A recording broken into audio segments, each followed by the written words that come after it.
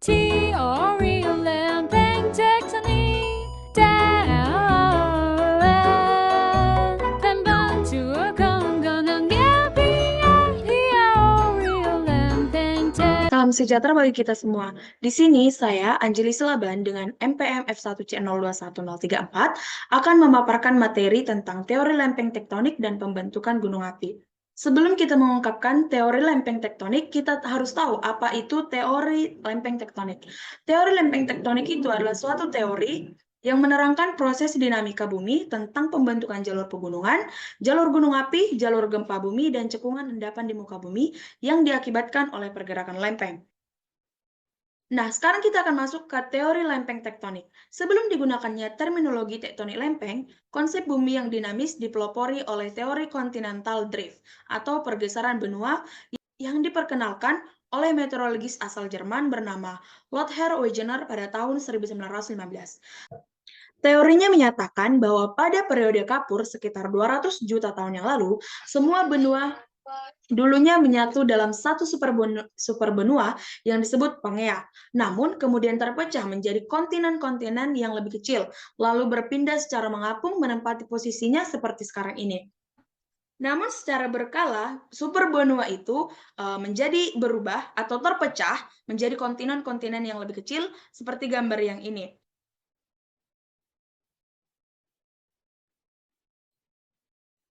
Lalu, jika diartikan satu persatu, berdasarkan kata penyusun lempeng tektonik. Lempeng merupakan bagian penyusun materi bumi paling atas. Menurut Stein, 2013, sebagian besar lempeng bumi memiliki ketebalan mencapai 100 km. Sedangkan tektonik merupakan suatu proses pergerakan pada kerak bumi yang menimbulkan lekukan, lipatan, patahan yang berakibat pada tinggi rendahnya permukaan bumi. Dengan demikian, kita bisa menyimpulkan bahwa lempeng tektonik merupakan bagian atas bumi yang mengalami proses pergerakan sehingga menimbulkan pembentukan tinggi rendahnya suatu permukaan bumi. Pada gambar di bawah, kita dapat melihat aktivitas volcano, lempeng tektonik, dan ring of fire. Prinsip utama teori tektonik lempeng. Prinsip utama dari teori tektonik lempeng ini adalah bahwa bumi ini tersusun oleh lempeng-lempeng yang bergerak. Suatu lempeng dapat berupa kerak samudera, kerak benua, atau gabungan dari kedua kerak tersebut. Adanya pergerakan lempeng ini disebabkan oleh adanya arus konveksi, yaitu adanya perpindahan energi panas yang terjadi pada lapisan astenosfer. Lapisan astenosfer ini berada di bawah lapisan litosfer. Namun, lapisan astenosfer ini lebih panas dan bisa meleburkan atau melelehkan batuan. Karena semua lempeng-lempeng tersebut bergerak, maka terjadilah interaksi antar suatu lempeng dengan lempeng lainnya. Interaksi tersebut di sepanjang batas dari lempeng-lempeng itu. Ada yang berbenturan, ada yang saling menjauh, dan ada yang bergeser. Setiap interaksi antar lempeng itulah yang kemudian menimbulkan dinamika di bumi ini, baik perubahan morfologi, aktivitas vulkanisme, gempa bumi, tsunami, dan sebagainya. Pada gambar di samping, kita bisa melihat ada 3 tipe interaksi antar lempeng. Yang pertama yaitu konvergen, yaitu gerak lempeng yang saling mendekat, divergen, gerak lempeng yang saling menjauh, dan yang terakhir ada transform, gerak lempeng yang saling melewati. Dari 3 tipe interaksi antar lempeng, kita akan mempelajari ketiga-tiganya. Yang pertama adalah konvergen.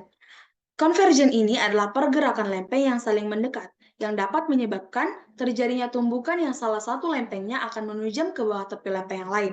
Dapat kita lihat pada gambar di atas, bahwa salah satu dari lempeng itu menghujam atau menunjam ke lempeng yang lainnya. Nah, daerah yang penunjaman itu membentuk palung yang dalam dan merupakan jalur gempa bumi yang sangat kuat. Sementara itu, di belakang jalur penunjaman akan terjadi aktivitas vulkanisme dan terbentuknya cekungan pengendapan. Contoh dari pergerakan lempeng ini di Indonesia adalah pertemuan lempeng Indo-Australia dan lempeng Eurasia. Pertemuan kedua lempeng tersebut menghasilkan jalur penunjaman di selatan Pulau Jawa, jalur gunung api di Sumatera, Jawa, dan Nusa Tenggara, serta berbagai cekungan di Sumatera dan Jawa. Batas antar lempeng yang saling mendekat hingga mengakibatkan tumbukan dan salah satu lempeng yang menunjam ke bawah, lempeng yang lain itu atau subduct disebut sebagai batas konvergen atau batas lempeng destruktif. Kedua adalah divergen. Divergen ini adalah pergerakan lempeng yang saling menjauh yang akan menyebabkan penipisan dan peregangan kerak bumi hingga terjadi aktivitas keluarnya material baru yang membentuk jalur vulkanisme. Dari gambar di atas bisa kita lihat bahwa kedua lempeng tersebut saling menjauh. Meskipun saling menjauh, kedua lempeng ini tidak terpisah karena di belakang masing-masing lempeng terbentuk kerak lempeng yang baru. Proses ini berlangsung secara kontinu. Contoh hasil dari pergerakan lempeng ini adalah terbentuknya gunung api di punggung tengah samudera di Samudra Pasifik dan benua Afrika. Batas antar lempeng yang saling menjauh hingga mengakibatkan terjadinya perluasan punggung samudera disebut batas divergen atau batas lempeng konstruktif. Yang ketiga adalah transform. Ini adalah tipe interaksi antar lempeng yang terakhir. Transform ini adalah pergerakan lempeng yang saling melewati. Hal ini terjadi karena gerak lempeng yang sejajar dengan arah yang berlawanan. Dapat kita lihat pada gambar di atas. Kedua lempengnya sejajar, namun mereka mempunyai gerak yang berlawanan arah.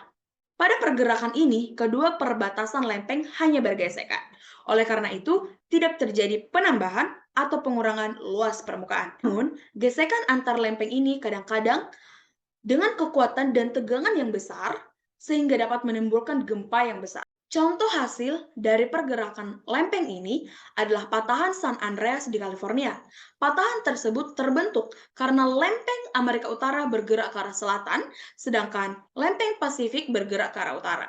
Batas antar lempeng yang saling melewati dengan gerakan yang sejajar ini disebut sebagai batas menggunting atau shear boundaries. Kemudian kita masuk ke teori pembentukan gunung api.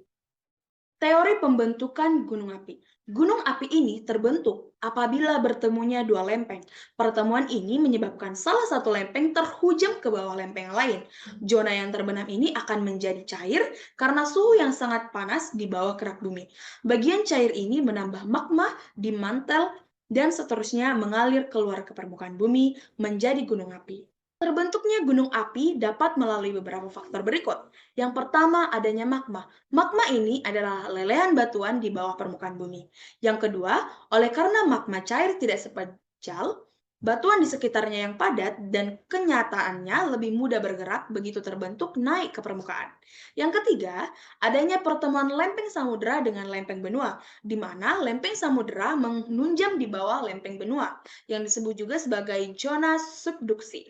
Yang keempat adalah gesekan lempeng menimbulkan energi yang tinggi, sehingga terjadi peleburan atau melting, litosfer membentuk magma. Magma yang kemudian mengena dan menyusup, masuk ke celah batuan di atasnya dan keluar membentuk gunung api yang sering kita sebut dengan volcano. Yang kelima, kelahiran gunung api di jalur subduksi lempeng akan membentuk busur kepulauan vulkanik yang terkonsentrasi pada batas samudera. Yang keenam adalah magma yang mencapai permukaan melalui kepundan, sering kita namakan sebagai gunung api atau volcano.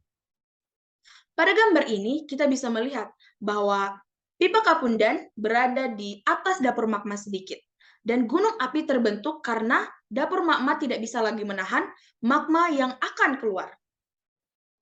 Pada gambar di samping adalah Ring of Fire atau cincin api dunia.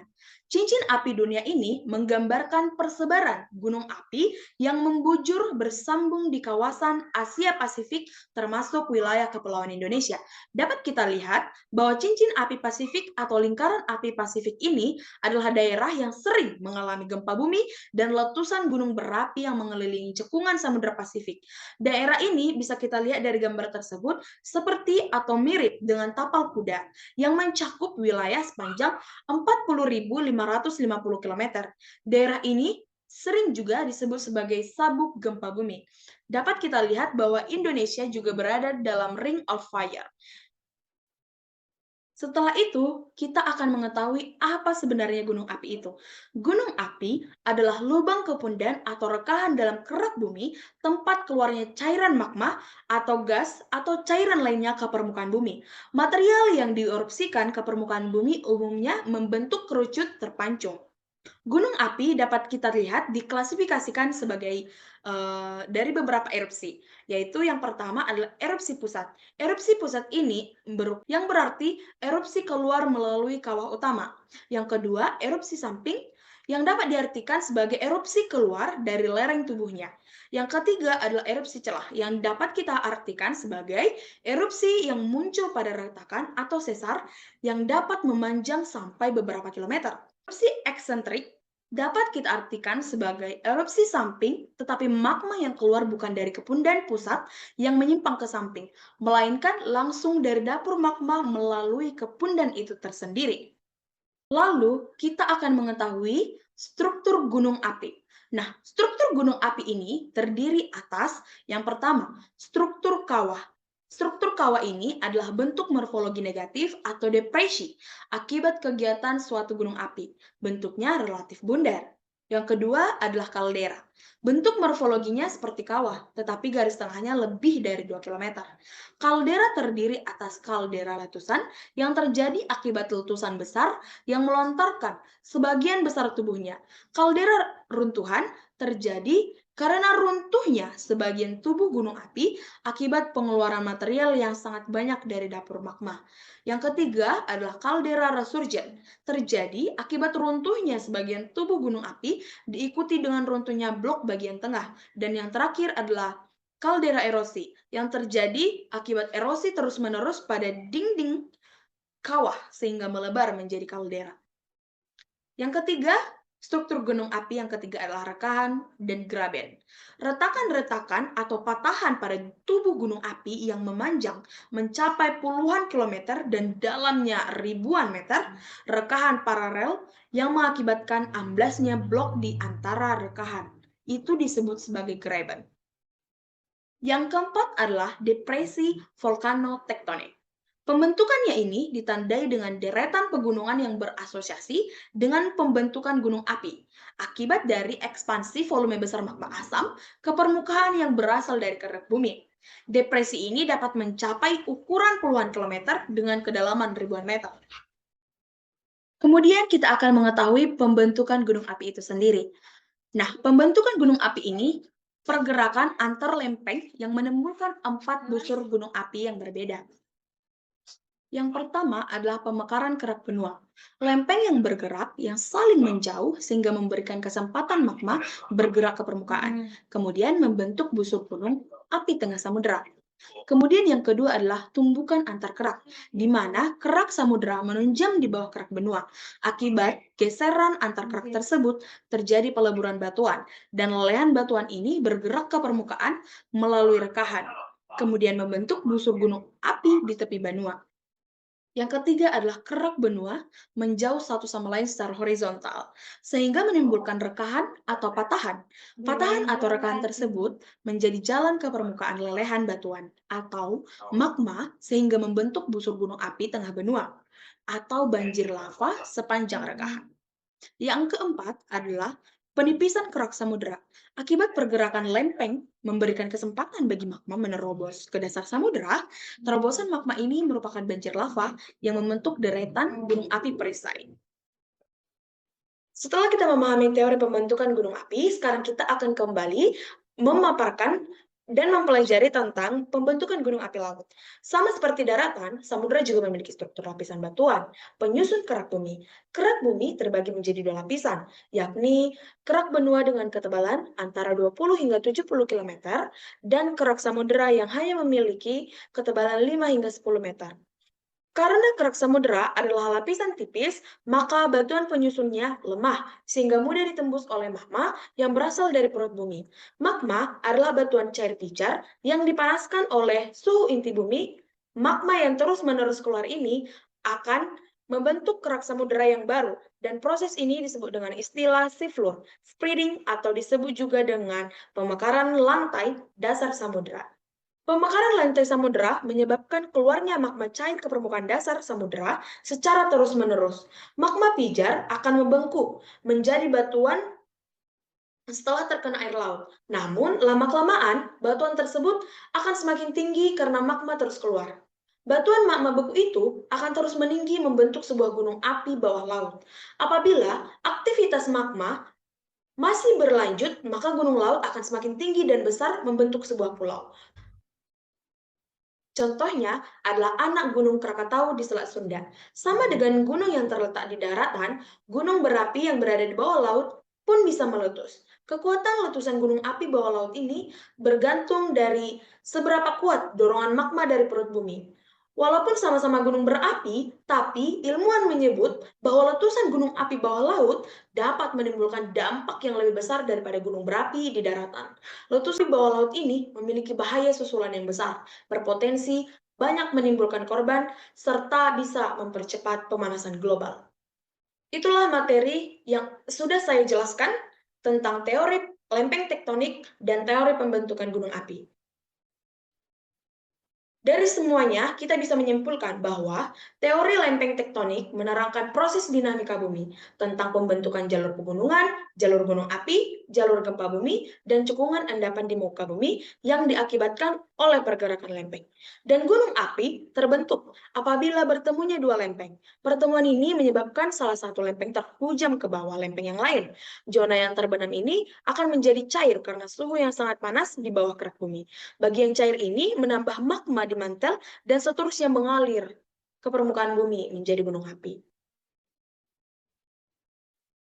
Saya harap kalian dan semua yang mendengarkan bisa mengerti tentang teori lempeng tektonik dan juga teori pembentukan gunung api. Sekian dari saya Anjeli Selaban, terima kasih.